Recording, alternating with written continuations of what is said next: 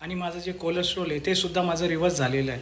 तर माझं एवढंच सांगणं आहे की जर तुम्ही प्रॉपर डाएट केलं, म्हणजे त्यांनी मला सांगितलं होतं की मिल्क मिल्क जे प्रॉडक्ट आहे ते तुम्ही सोडून टाका, त्याच्यानंतर तुम्ही योगा करा, जिम करा. तर मी रोज सकाळी 45 मिनिट्स रनिंग केली, त्याच्यानंतर प्रॉपर योगा केला आणि काही थोडे पथ्य पाळले, म्हणजे जे मैद्याचे पदार्थ सोडले आणि मिल्कचे पदार्थ सोडले. तर हे सगळं सोडल्यानंतर जर माझा जो रिझल्ट आहे, तर म्हणजे माझं कोलेस्ट्रॉल तर एकदम नील होऊन गेलं आणि बी पी शुगर तर म्हणजे तो म्हणजे नाही नाही याच्यातच जमा आहे, कारण की मला कशातही म्हणजे कोणतंच आजार हार्ट अटॅक झालेला नाही आहे.